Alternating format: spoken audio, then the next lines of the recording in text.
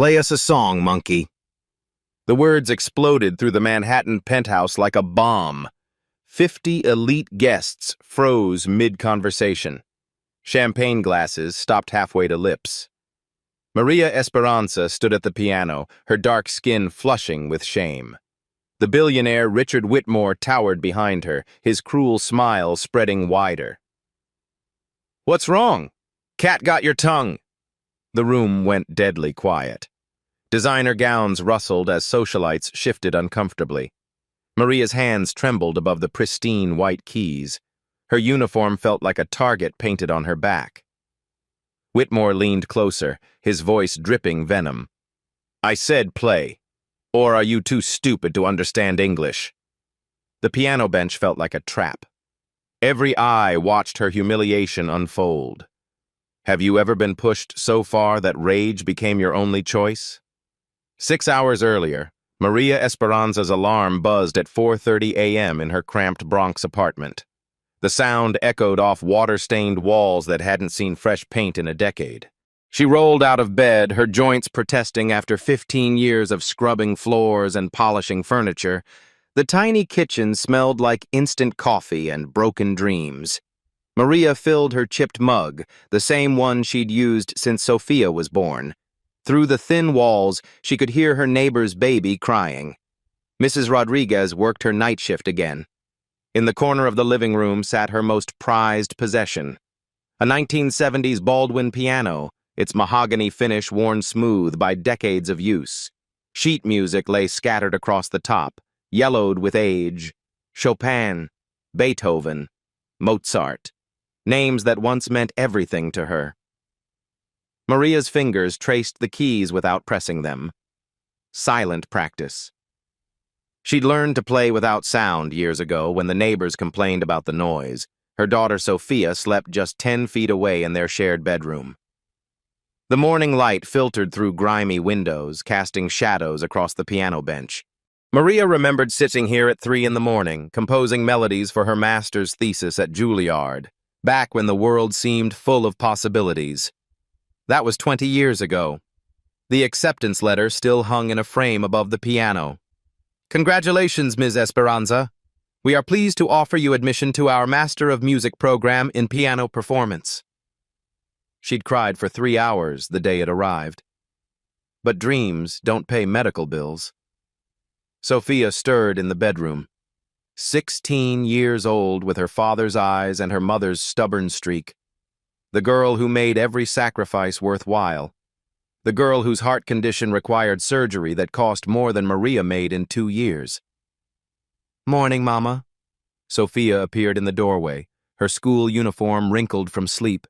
She moved carefully, never running, never playing sports like other kids. The doctors said her heart couldn't handle the strain. "Morning, mi amor." Maria poured orange juice into Sophia's favorite glass, the one with cartoon characters that should have been replaced years ago. "How are you feeling?" "Good." Sophia always said good things. Even when the chest pains kept her up all night.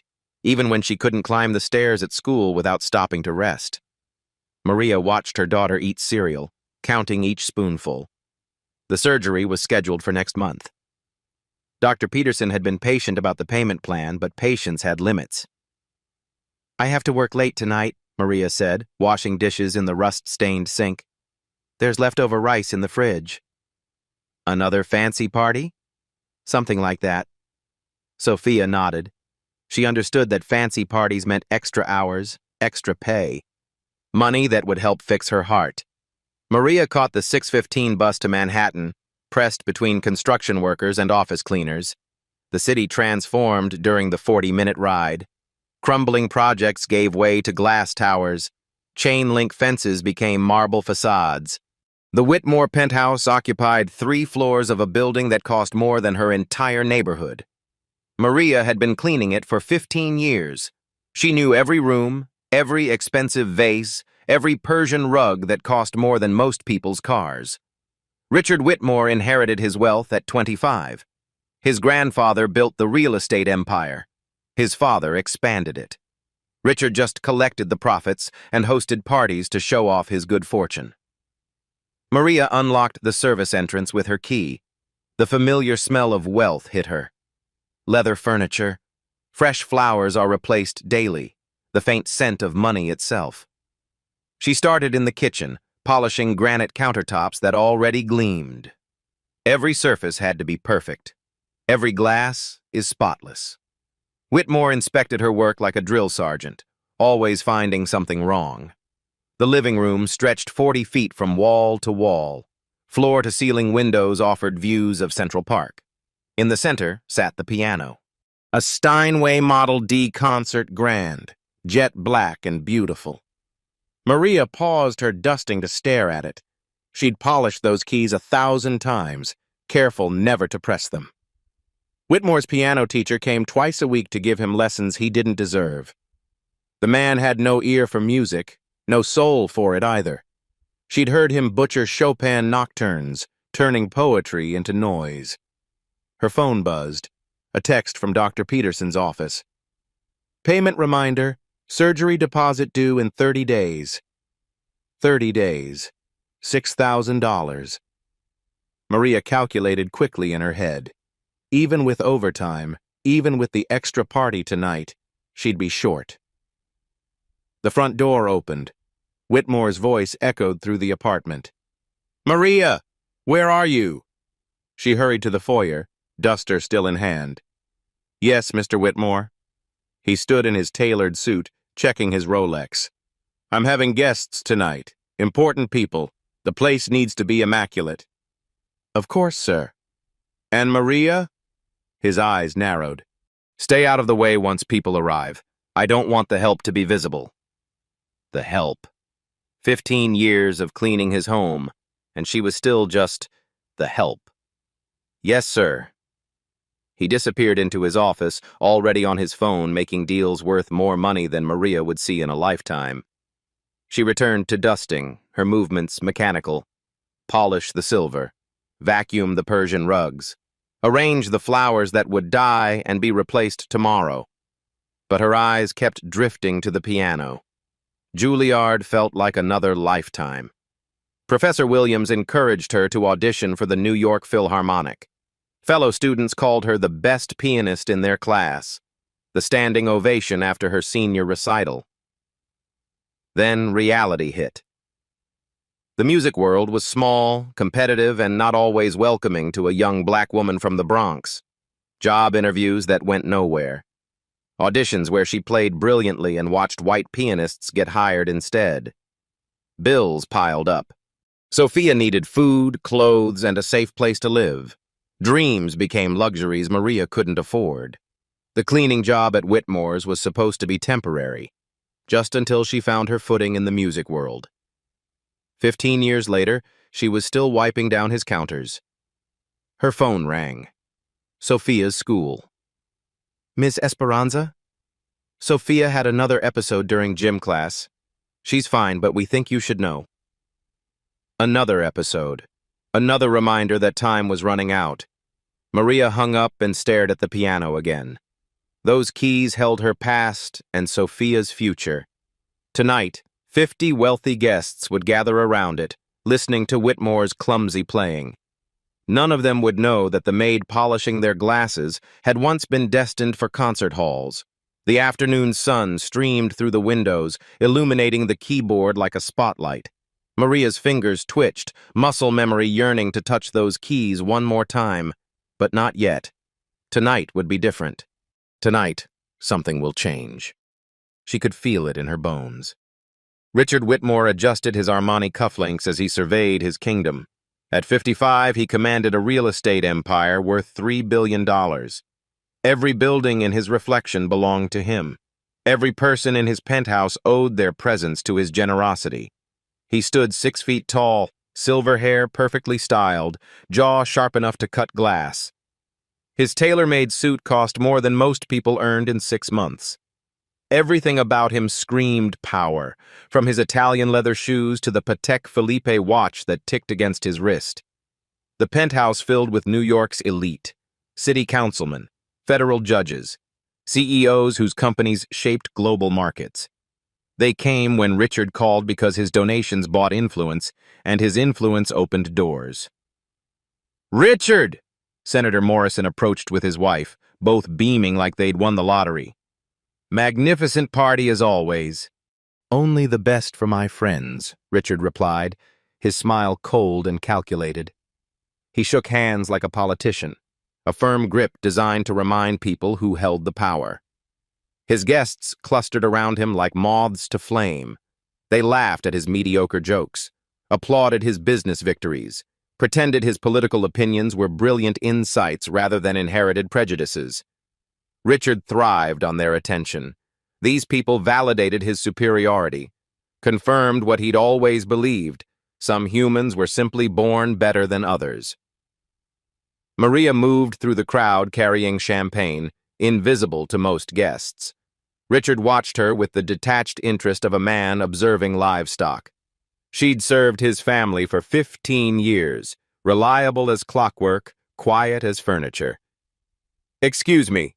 Richard snapped his fingers at Maria like summoning a dog. "The Krug needs replacing." She nodded silently, disappearing toward the kitchen. Richard's friends barely noticed the interaction. Servants weren't people to them. They were appliances with legs. "Richard, tell us about the downtown development," Judge Patterson requested, his voice carrying the authority of someone used to being heard. Richard's chest puffed with pride. 40-story mixed-use complex, prime real estate. We'll clear out the current tenants, renovate, and triple the property values." "What about the families living there?" asked Patterson's wife, her concern performative. Richard waved dismissively. "Section 8 housing. They'll find somewhere else." The casual cruelty rolled off his tongue like discussing the weather. Displacing poor families meant nothing to him. They existed to make his life more comfortable, then disappear when inconvenient. His grandfather had taught him well. "Money talks, Richard. Everything else is just noise." 3 generations of Whitmores had built their fortune on that philosophy. Buy low, sell high, and never let sentiment interfere with profit. The family coat of arms should have been a dollar sign. Richard's father had added his own wisdom. "Never let them think they're equal to you, son. Give them an inch, they'll take a mile." Those lessons shaped Richard's worldview. Workers were tools, servants were property. Anyone without money was less human than him. He surveyed his guests again, counting the judges, the politicians, the business leaders. Each relationship was an investment. Each favor granted came with interest attached. Power was currency, and Richard was the Federal Reserve. "Maria," he called across the room, not caring who heard. "Where's that champagne?" She appeared instantly, tray in hand, refilling glasses with practiced efficiency. Richard noticed how she avoided eye contact, how her shoulders hunched slightly when he spoke. Good. Respect should look like fear. His piano dominated the far corner, its polished surface reflecting the chandelier light. Richard had purchased it for $12 million at auction. Not because he loved music, but because owning something so expensive sent a message. "Richard," called his oldest friend, Charles Pemberton III, "give us a tune." The crowd murmured agreement. They'd endured Richard's playing before, clapping politely while he butchered classics their children learned in elementary school. Richard cracked his knuckles theatrically. "What would you like to hear?" "Anything!" shouted someone from the back. He sat at the piano bench, adjusting his suit jacket. The keys felt cold under his fingers. He'd been taking lessons for 3 years but approached music like a business transaction. Technique without soul, notes without emotion. He began Für Elise, Beethoven's most recognizable piece. His timing was off. His dynamics are non-existent. What should have been beautiful became mechanical, lifeless. But his guests applauded anyway. They always did. Richard finished with a flourish, standing to acknowledge their fake enthusiasm. This was how the world should work. Him performing, others appreciating, everyone knowing their place. Maria stood near the wall, polishing a silver tray that already gleamed. Richard caught her expression for just a moment. Something flickered across her face. Disapproval? Pain? The audacity shocked him. A maid, judging him, in his own home. Richard's jaw tightened. His eyes narrowed. 15 years of faithful service meant nothing if she couldn't show proper respect. Time to remind her who was boss. Time to put her back in her place. Richard noticed Maria's expression during his piano performance. That subtle flinch when he missed the crescendo. The way her jaw tightened when he butchered Beethoven's delicate phrasing. The audacity burned in his chest like acid. "Maria!" he called out, his voice cutting through the polite applause. "Come here." The conversations around the room quieted. 50 pairs of eyes turned toward the maid standing frozen by the wall. Her silver tray reflected the chandelier light as her hands trembled slightly. She approached slowly, each step measured and careful. "Yes, Mr. Whitmore." Richard remained seated at the piano, his fingers still resting on the keys. His smile was sharp enough to draw blood. "You seemed distracted during my performance." The room fell completely silent. Senator Morrison exchanged glances with Judge Patterson.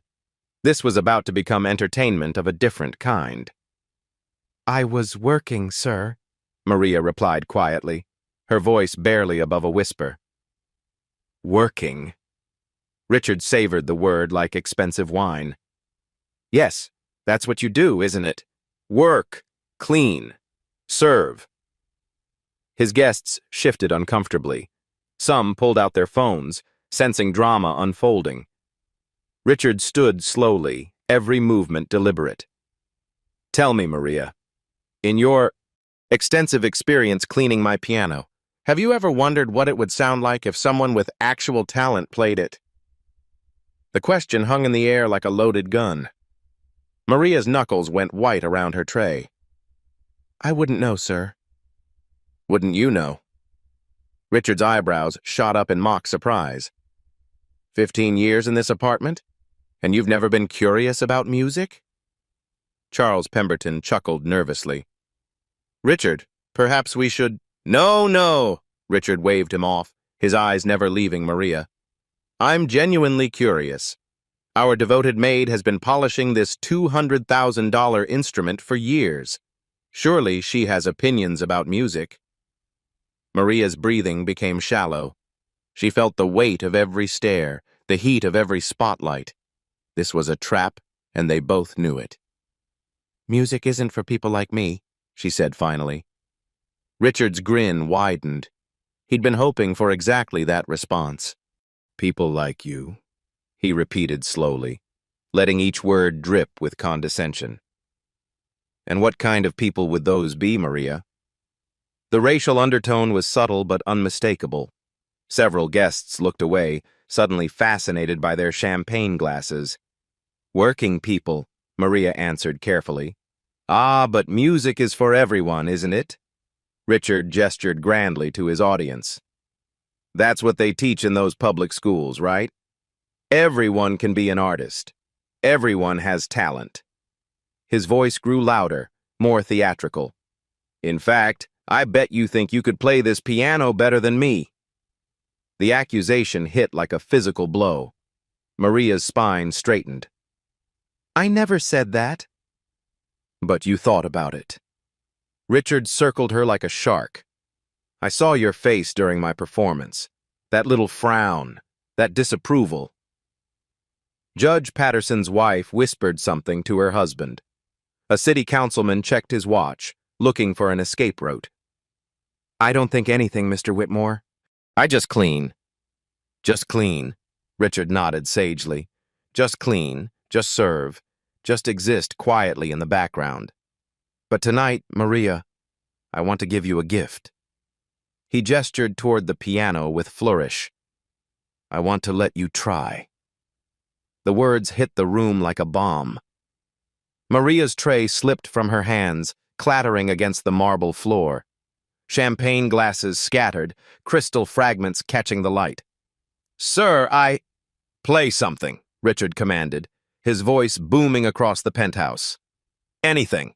Show my guests what 15 years of dusting a concert grand piano has taught you. The crowd pressed closer, forming a semicircle around the piano. Phone cameras emerged from designer purses. Social media influencers sensed viral content brewing. I don't play piano, Maria said, but her voice lacked conviction. Of course you don't. Richard's laugh was cruel and sharp. People like you don't play. You listen. You serve. You watch from the sidelines while your betters create art. He leaned closer, his voice dropping to a whisper that still carried across the silent room. Unless you're afraid.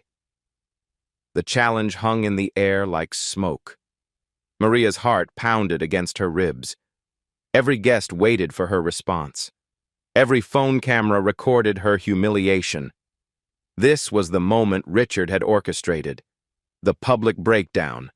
The confirmation that servants should know their place. Afraid of what? Maria asked quietly. Afraid of proving you're exactly what I think you are. Richard's smile was pure venom. A cleaning lady who thinks she's better than she is. The insult landed perfectly. Maria felt it in her bones, in her soul, in the dreams she'd buried for 15 years. Senator Morrison cleared his throat. Richard, maybe this isn't... She can walk away, Richard interrupted. Admit she's just the help and go back to polishing silver. He turned to face his guests, arms spread wide. Or she can sit at my piano and embarrass herself in front of 50 of New York's most important people. The room held its breath. Every eye focused on Maria. Every camera waited for her decision. Walk away and stay invisible. Or step forward and risk everything. Maria stared at the piano. The black surface reflected her face like a dark mirror, showing every line of exhaustion, every year of compromise. 15 years of silence. 15 years of hiding who she really was. Her mind raced. Walking away meant keeping her job, Sophia's surgery, the rent money, everything practical and safe. But staying meant something else entirely. The room waited. 50 wealthy faces watched her internal war. Phone cameras captured every moment of her hesitation. Richard's smirk widened. He thought he'd won already. Maria closed her eyes. Suddenly she was 22 again, standing on the Juilliard stage for her senior recital. Professor Williams in the front row, nodding encouragement. The piano is waiting like an old friend. Music doesn't care about your background, he'd told her after that performance. It only cares about your soul. Her soul had been buried under years of scrubbing floors and swallowing pride. But it wasn't dead. Sophia's face flashed in her mind. Her daughter, who believed her mother was extraordinary even when the world said otherwise. Sophia, who needed surgery, but also needed to see that dreams don't always die. Maria opened her eyes. Richard was still talking, still performing for his audience. Exactly what I expected. All talk, no substance. Some people are born to serve and I'll play. The words cut through his monologue like a blade. Richard's mouth snapped shut. Excuse me? Maria stepped forward. Her legs felt shaky, but her voice grew stronger. I said, I'll play. The room erupted in whispers. Phones shifted to better angles. This was about to become very interesting. Richard's confidence flickered for just a moment. Then his smile returned, sharper than before. Excellent. What will you butcher for us tonight? Maria walked toward the piano bench. Each step felt like walking through fire. The keys seemed to glow under the chandelier light. She sat down slowly, her worn uniform a stark contrast to the pristine instrument. Her hands trembled as she adjusted the bench height. Richard leaned against the piano's edge, arms crossed. We're waiting. Maria placed her fingers on the keys. The ivory felt cool, familiar, like coming home after a long journey. She looked up at Richard one last time. Music is the language of the soul, Mr. Whitmore. Her voice was quiet but steady, not the voice of a maid anymore. The voice of a musician. Richard's smirk faltered. Something in her tone, in her posture, had shifted. Maria turned back to the keyboard. Time to remember who she really was. Maria's fingers hovered above the keys like a pianist preparing for Carnegie Hall. The room held its collective breath. 50 phones recorded. 50 pairs of eyes waited for her humiliation. Richard stood beside the piano, arms crossed, victory already written across his smug face. He adjusted his Rolex, checking the time like this embarrassment had a schedule. Then Maria began. The first note of Moonlight Sonata whispered from the Steinway, soft as velvet, pure as starlight. Her right hand carried the melody while her left hand provided the gentle accompaniment that Beethoven had crafted for lovers and dreamers. But something was wrong with Richard's script. The note was perfect. Not good. Perfect. The room went quiet. Not the expectant quiet from before, but something deeper. Sacred. The kind of silence that falls over cathedrals. Maria's posture straightened like a flower turning toward sunlight. Her shoulders relaxed. Her worn uniform seemed to fade away as 20 years of muscle memory awakened in her fingers. This was where she belonged. This was who she'd always been. The melody flowed from her hands like liquid silver. Each phrase breathed with life, with emotion that most pianists spent decades learning to convey. Her touch was gossamer light, yet somehow filled the massive penthouse with sound that seemed to come from the instrument's very soul. Richard's smirk began to fade. The first movement of Moonlight Sonata wasn't technically difficult, but Maria's interpretation was extraordinary, professional. The notes didn't just play. They sang. They wept. They hoped. Judge Patterson leaned forward, his champagne glass forgotten in his hand. His wife stopped whispering. Senator Morrison's eyebrows climbed toward his hairline as recognition dawned. This wasn't amateur hour. This was conservatory-level playing. "My God," whispered Charles Pemberton III to his wife. "She's actually good."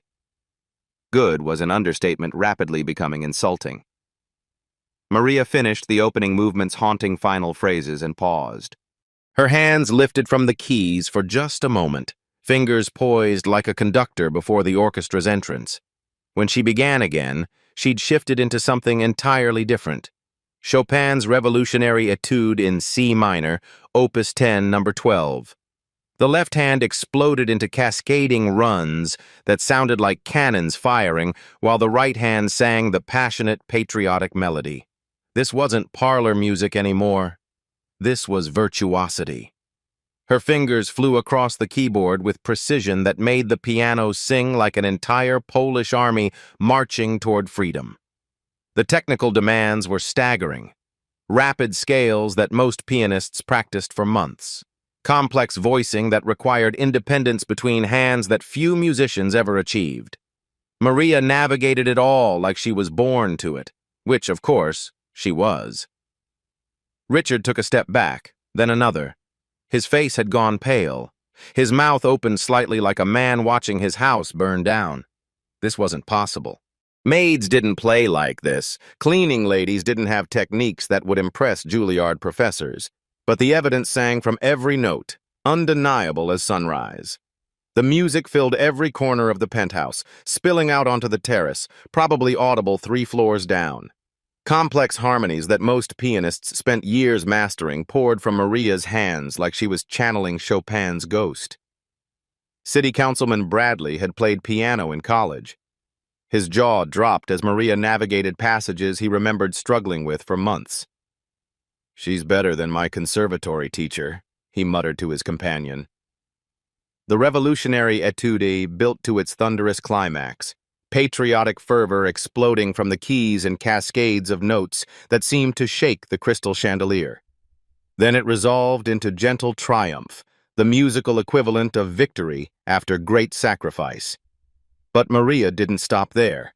Without pause, barely allowing the echo to fade, she transitioned into Rachmaninoff's Prelude in C-sharp minor. The funeral march opening sent chills through the audience. This piece required not just technical skill, but emotional maturity. The ability to make listeners feel death and resurrection in 4 minutes of music. The opening chords were somber as graveyards, heavy as coffins. Maria's left hand pounded out the dark, repetitive theme while her right hand began to weave in counter-melodies that spoke of loss and memory. Richard stumbled backward until his legs hit a chair. He sank into it, his carefully styled hair now disheveled from running his hands through it. This was impossible. He'd hired her 15 years ago, checked her references, background check. She was just a maid from the Bronx with a high school education, but the evidence was undeniable. Maria Esperanza wasn't just playing these pieces. She was inhabiting them, making them her own, bringing interpretations that revealed depths in the music that Richard had never heard before. The audience began to understand they were witnessing something rare. Phone cameras still recorded, but the people holding them had forgotten about social media likes and viral videos. They were too mesmerized to think about anything but the music filling their souls. Senator Morrison's wife wiped tears from her eyes. "Who is she?" she whispered to her husband, but he couldn't answer.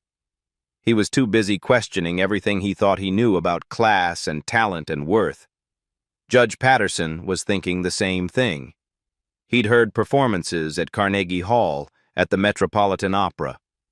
This was that caliber. This was world-class artistry happening in a private apartment, performed by a woman who'd been invisible to them for years.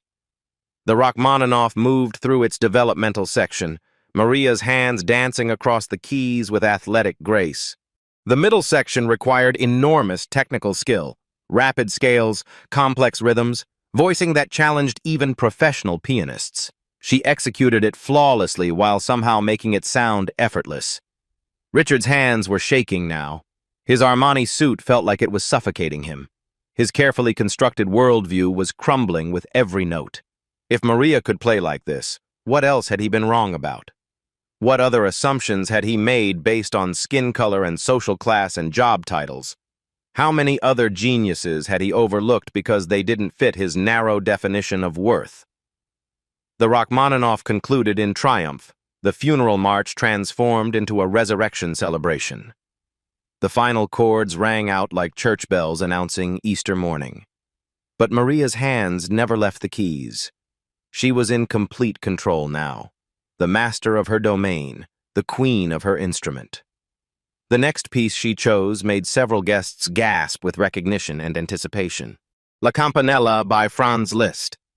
The showpiece, the Mount Everest of piano literature, the piece that separated amateurs from professionals, professionals from virtuosos. Most concert pianists avoided this piece because it was so technically demanding it could destroy careers. The rapid octaves, the impossible leaps across the keyboard, the lightning-fast scales that required fingers to move faster than hummingbird wings. Maria attacked it fearlessly. Her right hand began the famous bell-like melody in the upper register, each note crystal clear despite the blazing tempo. Her left hand provided rhythmic support and harmonic foundation, but this was just the warm-up. As the piece developed, the technical demands multiplied exponentially. Scales that spanned the entire keyboard, octave passages that could cause injury if played incorrectly, leaps that required split-second timing and absolute precision. Maria handled it all with the confidence of a master craftsman.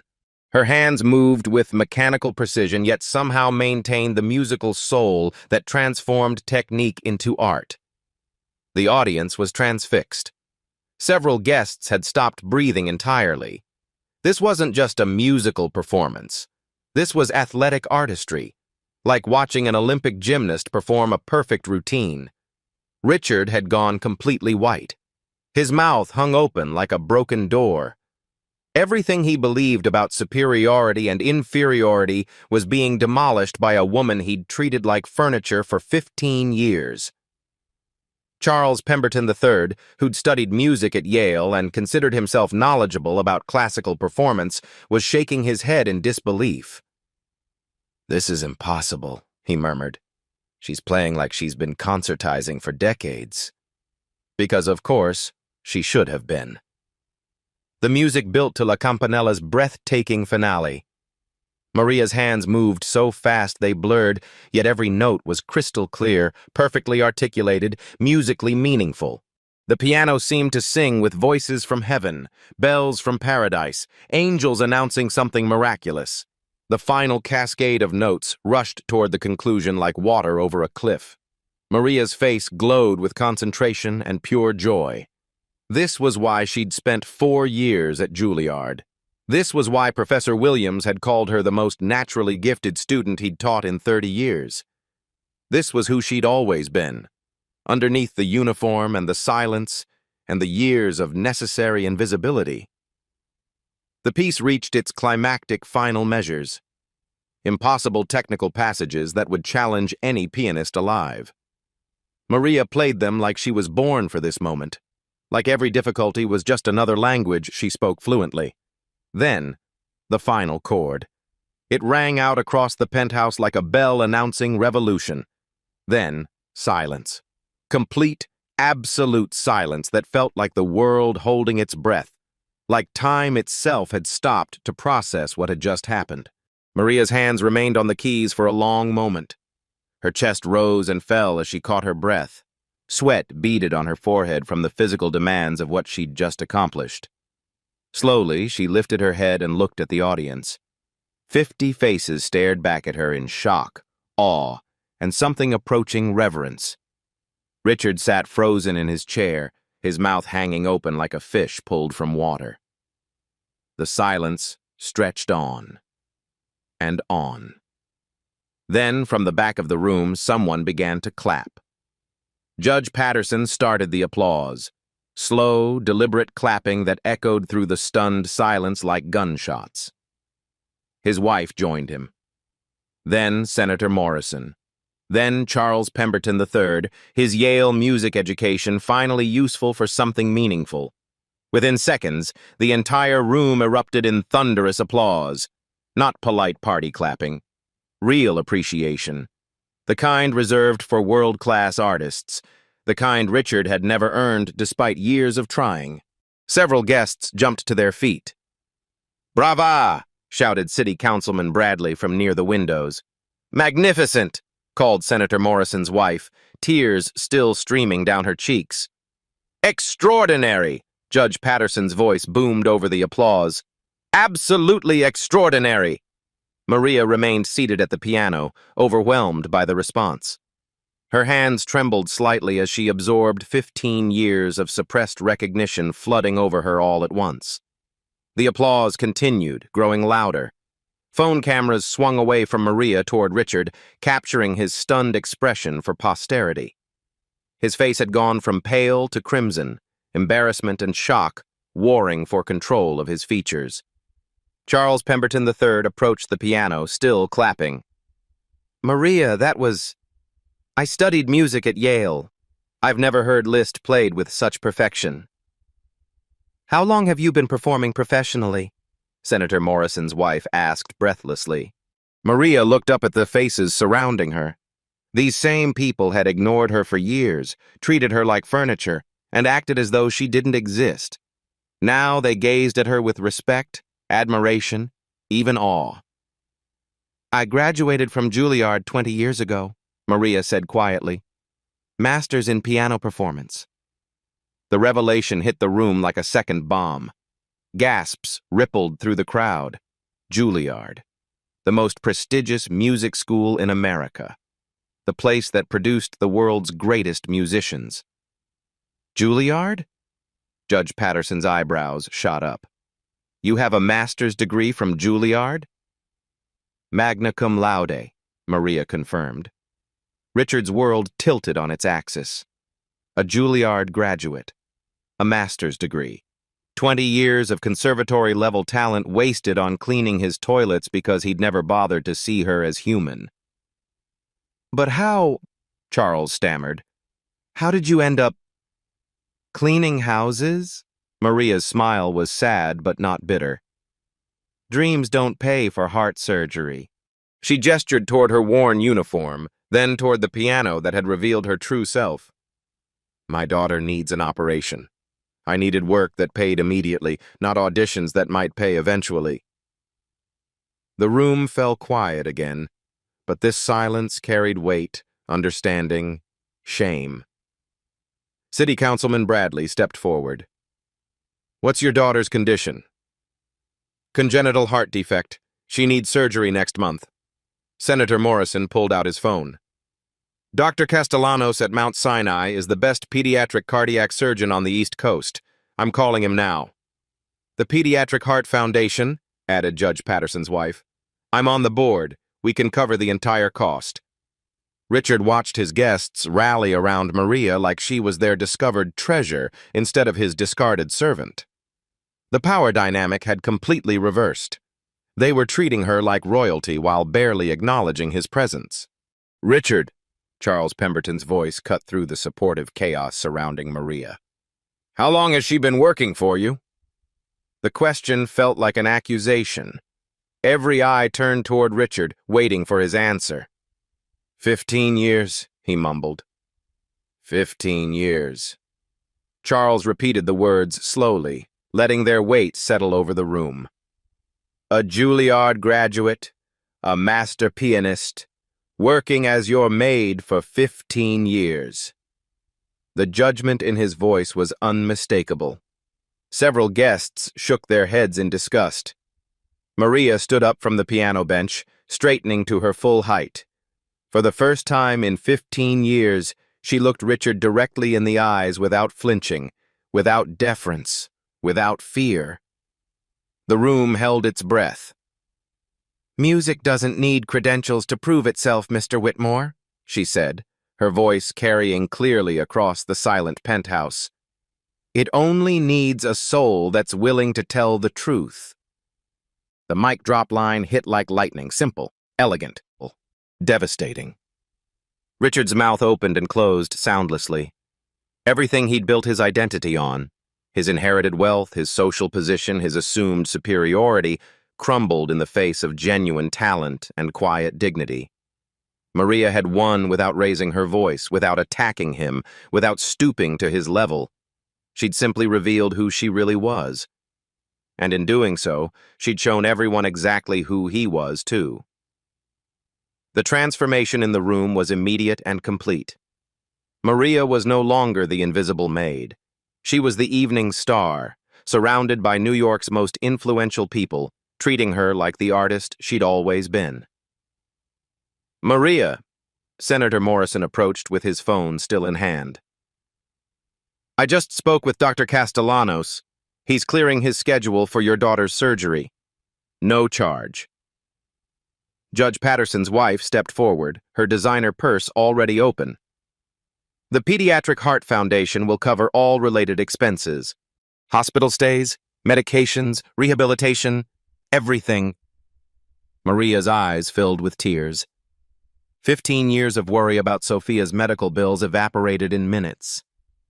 I don't know what to say. Say you'll perform at our charity gala next month, Charles Pemberton III interjected. Lincoln Center. We've been looking for a featured soloist. Lincoln Center? Maria's voice caught. That had been her dream venue since she was a student. $5,000 for a 20-minute performance, Charles continued. Plus, I guarantee it will lead to more bookings. The music world needs to hear you play. City Councilman Bradley pulled out his business card. My wife runs the Manhattan School of Music's adult education program. We need a piano instructor. The position pays $60,000 annually, plus benefits. $60,000. More than double what Richard paid her for scrubbing his floors. The New York Times music critic is a personal friend, added Judge Patterson. I'm calling him tonight. This performance needs to be documented. Richard stood frozen in the corner, watching his guests orbit around Maria like planets around the sun. These were his friends, his network, his carefully cultivated social circle. Now they treated him like furniture while elevating the woman he'd humiliated. "Maria," Senator Morrison's wife approached with tears in her eyes. "I owe you an apology. We all do. We've seen you in this apartment for years and never really saw you." Others murmured agreement. Nods of shame and acknowledgement rippled through the crowd. "That's not necessary," Maria began. "It absolutely is," Judge Patterson interrupted. "Talent like yours should never be hidden. We failed you by not looking past your job title." The moral weight of their collective blindness settled over the room like fog. These educated, cultured people had missed genius because it wore a maid's uniform. Maria's phone buzzed, a text message. She glanced at the screen and smiled. "My daughter," she explained to the group. "She's watching the live stream someone posted. She says she's proud of me." The mention of Sophia refocused everyone's attention on what really mattered. This wasn't just about missed opportunities. This was about a mother sacrificing her dreams so her child could live. Charles Pemberton pulled out his checkbook. "The first Lincoln Center payment. Consider it an advance." He handed Maria a check. $5,000. More money than she'd ever seen at once. "I can't accept this," Maria protested. "You're not accepting charity," Charles smiled. "You're accepting payment for services to be rendered. This is business." Senator Morrison stepped forward. "My daughter graduates from Juilliard next spring. Would you consider giving her lessons? I'll pay whatever you charge." "I'd be honored," Maria replied, still processing how completely her life had changed in 30 minutes. Judge Patterson approached with his wife. "Maria, we need to address the elephant in the room." Everyone turned toward Richard, who had been trying to make himself invisible. "Richard!" Judge Patterson's voice carried the authority of someone used to delivering verdicts. "You need to apologize." The penthouse fell silent. All eyes focused on the man who'd orchestrated this evening as entertainment and instead created his own public humiliation. Richard's face was crimson. His hands shook slightly. He looked around the room at faces that had once hung on his every word. Now they looked at him with disappointment, even disgust. He started, then stopped. His voice cracked like a teenager's. 15 years, Charles Pemberton said quietly. 15 years of treating a master musician like she was beneath you. Richard looked at Maria, who stood surrounded by people offering her the respect and opportunities she'd always deserved. Her dignity in this moment made his behavior look even more shameful. "Maria," Richard's voice was barely above a whisper. I apologize. I was wrong. Completely wrong." The apology hung in the air. Inadequate, but necessary. Maria nodded graciously. "Thank you, Mr. Whitmore." She didn't elaborate, didn't lecture him, didn't twist the knife. Her restraint made her seem even more dignified by comparison. "There's something else," Judge Patterson announced. "Richard, Maria will obviously need to transition from her current position. I suggest a generous severance package and excellent references." It wasn't really a suggestion. It was a politely phrased order from people who could destroy Richard's business relationships with a few phone calls. "Of course," Richard mumbled. "Whatever she needs." Maria looked around the room at her transformed future. Sophia's surgery was funded, a teaching position waiting, performance opportunities at venues she'd only dreamed of, respect from people who mattered in the music world. The American dream, delayed by 15 years, but finally arriving. "Thank you all," she said simply. "Music brought us together tonight. I hope it always does." 6 months later, Maria Esperanza walked onto the Lincoln Center stage in a black concert gown, not a maid's uniform. The spotlight found her as she approached the same model Steinway that had changed her life that night in Richard's penthouse. Sophia sat in the front row, her heart surgery successful, her smile radiant. The operation had gone perfectly, funded by people who finally saw Maria's worth. The audience of 2,000 fell silent as Maria began to play. The same Chopin revolutionary etude that had shattered Richard Whitmore's assumptions. But tonight, it wasn't about proving herself. It was about sharing the gift she'd carried in silence for too long. In the back of the concert hall, a familiar figure slipped quietly into an empty seat. Richard Whitmore had come to hear what he'd almost destroyed. His business empire remained intact, but his social circle had never quite forgiven him. Some lessons cost more than money.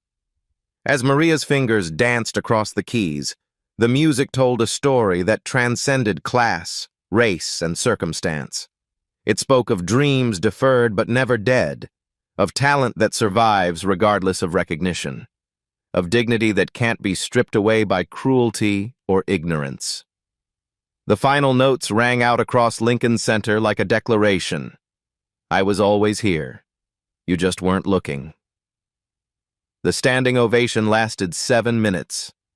Backstage, Maria hugged Sophia tight. The Manhattan School of Music had offered her a full professorship.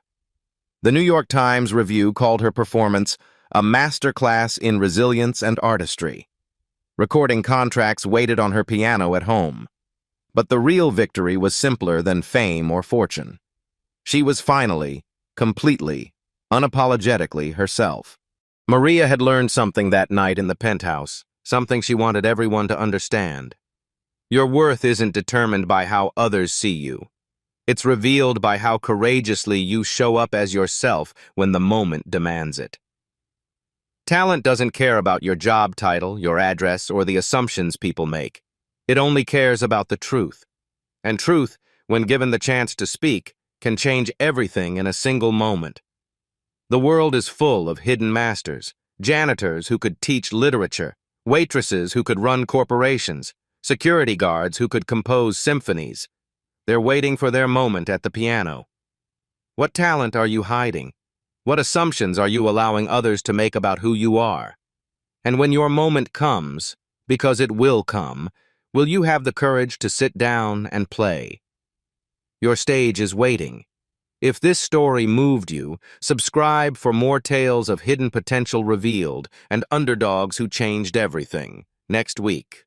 The homeless man who shocked Harvard professors with his philosophy lecture. Hit that notification bell. You won't want to miss what happens when talent refuses to stay silent. The story you heard today wasn't cleaned up. It was told exactly as it happened. At Black Voices Uncut, we believe that's the only way truth can live. If you felt something, hit like, comment, and your reaction, and subscribe. Every week, we bring you voices that refuse to be silenced.